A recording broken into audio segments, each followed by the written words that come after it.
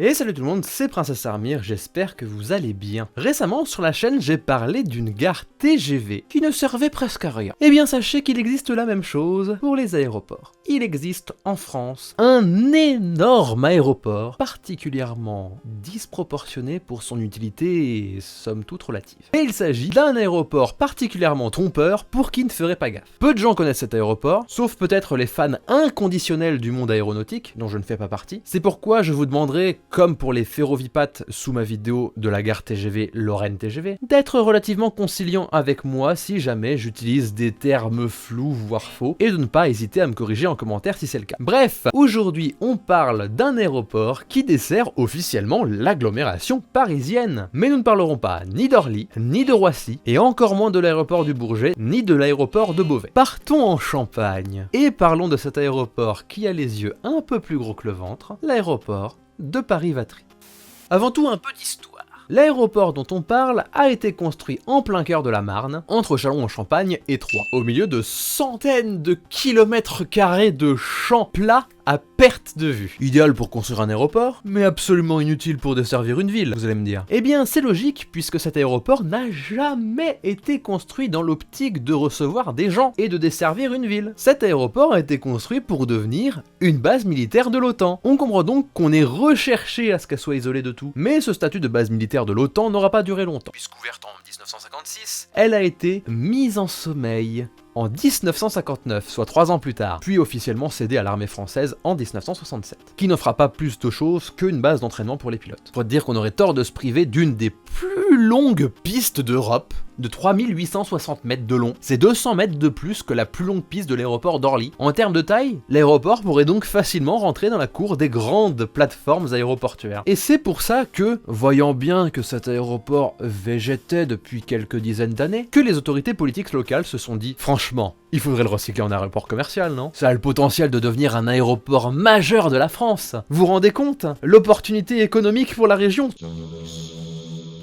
L'objectif principal, c'était d'en faire l'une des plateformes principales en termes de transport de marchandises par voie aérienne. Parce que qui aurait pris un vol international pour bien vouloir atterrir à 25 bornes de Châlons-en-Champagne? Ce dernier point, les transporteurs aériens l'ont bien compris. Personne ne prendrait de vols commerciaux à destination d'un aéroport qui a volontairement été isolé de tout, afin de pouvoir faire décoller des gros avions de chasse qui produisent 198 000 décibels. Donc pour ramener du monde, puisque l'aéroport était aussi ouvert aux vols de passagers, il fallait faire quelque chose pour contrecarrer cet isolement. Et ce quelque chose est passé par l'intermédiaire du nom de l'aéroport. Officiellement, l'aéroport s'appelle Aéroport de Châlons-Vatry, et son code IATA, ou IATA, en identification de localisation de 3 lettres, que vous avez probablement vu sur des écrans d'affichage d'aéroport. C'est ce truc-là, là. Eh bien, c'est XCR. Pas très sexy, non? Du coup, d'après un paragraphe de Wikipédia pas sourcé, donc prenez ce que je vais dire avec des pincettes, il paraîtrait que les transporteurs qui desservent l'aéroport auraient inclus cet aéroport dans un code IATA global PAR, code lui-même attribué à l'intégralité des aéroports qui desservent l'agglomération parisienne. Et c'est peu après ce changement que l'on troque le nom officiel de l'aéroport par son nom commercial, un tout nouveau nom,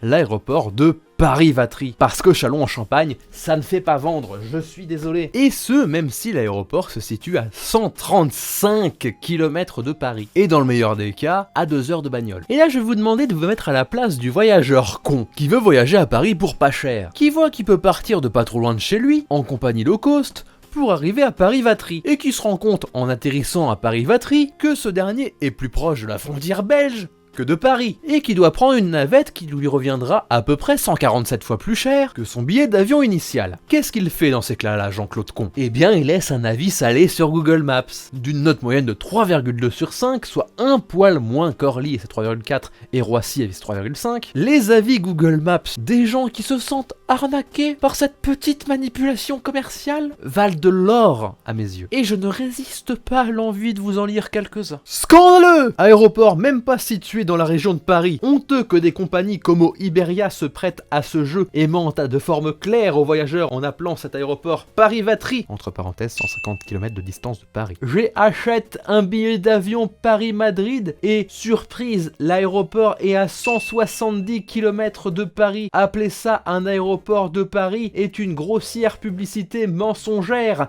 indigne de la France et des valeurs fondamentales qui sont le socle de la République française, monsieur. Maintenant, je dois jeter à la poubelle mon ticket d'avion et en acheter un autre. Encore merci, voleur. Personnel très sympa, toilette de aéroport très sale. Un siège sur 2 dans les salles attente pour être après les uns à côté des autres dans avion. Commentaire pas du tout Google Traduction utilisé pour compréhension mutuelle de jeu. À cause du Covid, aucune navette ne nous ramène à Paris. On s'est retrouvé coincé à appeler les taxis. Tarif 400 €. Il est évident que si le consommateur était courant, il ne choisirait jamais cet aéroport mal nommé perdu à quelques kilomètres de Châlons-en-Champagne. 163 km de Paris. Troisième distance différence qu'on a. Troisième. Une des hôtesses d'accueil nous a répondu « C'est au consommateur de prendre ses dispositions. Vous pensez vraiment que les voyageurs choisiraient cet aéroport en sachant sciemment qu'ils devraient payer soit 400 € de taxi jusqu'à Paris, soit 75 € jusqu'à la gare de Châlons, puis un train de 40 à 50 € jusqu'à Paris ?» Ouh, elle est vénère. Mais elle voulait pas prendre le train, donc elle a préféré débourser 400 balles de taxi, alors que la deuxième option lui reviendrait bien moins cher. C'est très bien, dit-il en mettant une note de 3 sur 5. Correction, une erreur s'est glissée dans le nom de cet aéroport. Il ne s'agit pas de l'aéroport Paris-Vatry, mais de l'aéroport Paris-New York, situé à mi-chemin entre ces deux villes dans le département de la Marne. Importés d'Italie qui font face à l'Afrique du Sud. Je constate, en lisant les commentaires, que beaucoup de personnes ne connaissent pas leur géographie. Avant de réserver quoi que ce soit, on se renseigne. Je suis belge et j'habite près de l'aéroport de Charleroi, officiellement Bruxelles South Charleroi Airport. Et ici, aussi, des personnes se plaignent de l'éloignement, entre parenthèses 50 km, d'avec Bruxelles. Il me semble que les gens sont de plus en plus incultes, ou bien alors je me trompe. Condescendant. À quand la remise de la ligne Nice-Vatry plutôt que des lignes vers le bled? Non, parce qu'ici on est en France, on mange du jambon hein, et on partage des complots sur Facebook. Rien à faire du fait que vous soyez internationaux, je vais aller à Nice. J'adore Eric Ciotti. Il y a beaucoup de choses à revoir, comme la tenue de certains agents de passage. C'est la première fois que je vois des agents vêtus de ballerines, sandales ouvertes, mini-jupes sans collant et autres accoutrements inadmissibles pour un personnel aéroportuaire. Que fait la direction face à un tel manque de respect? Je pense que si ce mec tombe sur ma vidéo et me voit fringuer comme as, je pense qu'il fait un arrêt cardiaque. Il n'y a personne, pas d'avion, non plus que des lapins partout. Merci pour ton commentaire, Fabrice Carpentier. 5 étoiles pour faire remonter la note. Toutes ces critiques car l'aéroport s'appelle Paris et n'est pas à Paris. Mais si vous habitez à Paris, prenez l'avion à Paris et évitez-nous vos commentaires idiots. Merci. C'est l'hilarité garantie de lire dans les commentaires des ignorants, pour ne pas dire autre chose, qui ne savent pas que la dénomination dépend de IATA, ni lire une carte, voire qui reprochent à cet aéroport des liaisons qui dépendent de compagnies aériennes. Pourtant, cette plateforme est bien pratique, avec parking gratuit, absence de cohue, personnel agréable, y compris en mini-jupe. On sait qu'ils me considèrent comme un personnel agréable. Génial, le meilleur aéroport de Paris, très bien situé, accessible. Les enfants adorent. Je conseille l'Indouillette A. Help! Bonjour, je viens de réaliser que l'aéroport est à 150 km de Paris, et non à Paris comme indiqué sur Last Minute. Je voudrais savoir s'il y a des navettes directes vers Paris, et le prix s'il vous plaît, car sur le site de l'aéroport il n'y a rien. Sinon, c'est quoi le meilleur moyen de se rendre à Paris? Je voyage avec des enfants, merci pour votre aide. Posté il y a 2 ans, la légende raconte qu'il y est toujours. Étant situé à 1 heure de notre domicile, on y trouve un avantage certain. Endroit tranquille, n'est pas la cohue parisienne, à courir partout, être énervé, etc. Ce aéroport est beau, je t'aime beaucoup, merci.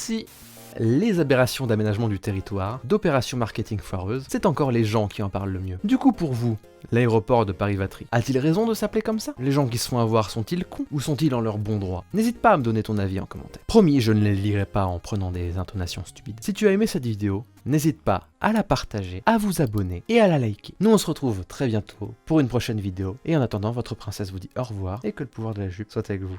Salut!